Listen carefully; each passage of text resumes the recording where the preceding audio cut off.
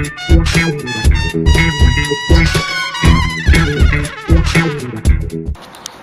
lot of people were asking me how come I didn't make any videos about the G20, G8. Okay, well, number one, I'm really busy. I got a kid and I have a job, and so I can't do videos about everything. But the other thing was, I thought really the G20 just doesn't deserve that much attention on one level. Okay, they spent 1.5 billion on security for the G20, which I think we realize is totally overblown, and they have to justify that spending. The real purpose for spending that money is not because they need that security, because there wasn't that kind of security threat. I mean, they really went all out, They didn't need to do that. But, we're heading into a police state, and they bring in this kind of security to a place like Toronto for the G20, and then, of course, the cameras never leave. Just like with the Olympics, it was the same kind of situation. But they have to justify it. So by people going to the G20 and protesting it, they're playing into the hands of the globalists. Because number one, the people in that meeting, they don't give a shit what you're saying outside the protesting.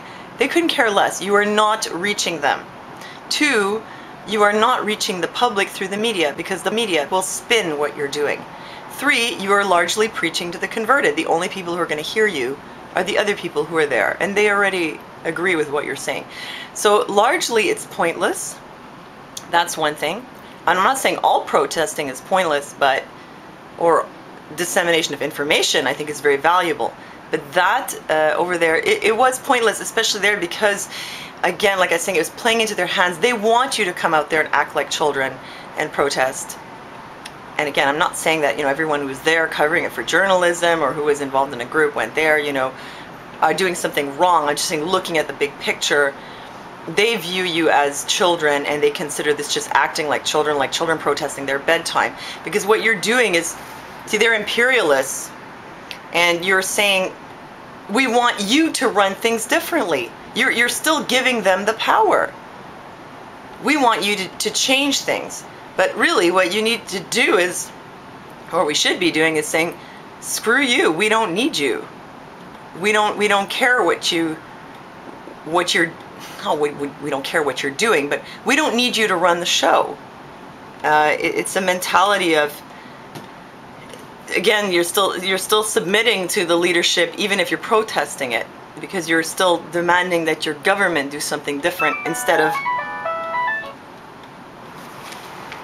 So by protesting, you're still buying into this power structure, because you're asking those imperialist leaders to change the way that they're running their operation. So you're giving them the power. You're attributing the power to them. You're empowering them by recognizing their power. There's an alternative way to deal with this. I mean, just for example, without going on a huge tangent, we had O'Neill Brooke on, who's running for local government in Ottawa. You can try to become the government. You can become the media. Do those things instead of saying, it would be like saying to CBC, protesting CBC, saying like, stop giving us propaganda. No, you become the media. Take back the power. Okay, so what they wanted was for people to show up there en masse, and they wanted there to be a clash, a confrontation, and that's what they had. They used provocateurs. Go to globalresearch.ca, I'll give you the link, and you'll see the evidence. They used them in Montebello in 2007 in Quebec, and they pretty much used the same tactics this time with the black-clad anarchists with the masks who caused a lot of damage.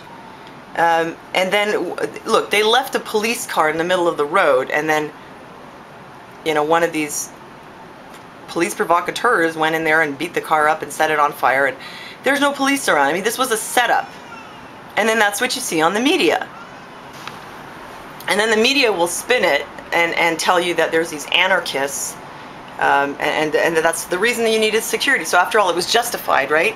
But it wasn't. These were the police doing that, most likely.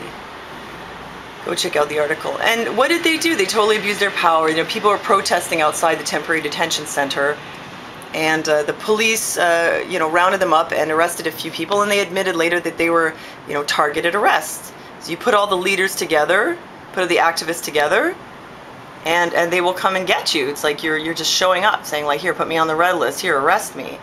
You know, they were doing that. Also, they changed the law. So, you know, this is how Charlie Veitch got arrested, because, you know, he knows the law, he knows his rights, and he deals with the police all the time in England. But when he did this, here it didn't work. They just hauled him away with his hands behind his back, and incarcerated him for like nearly 24 hours. And first for like 4 hours with his hands behind his back, and then in the temporary detention center, you know, and dehumanized him, and you know, and then made him sign some statement. Well, the reason they did this was because they had a five-member cabinet revise an obscure law about public works. So they designated all of Toronto as a public works. So under this new revised Public Works Act, they could demand somebody to show their ID.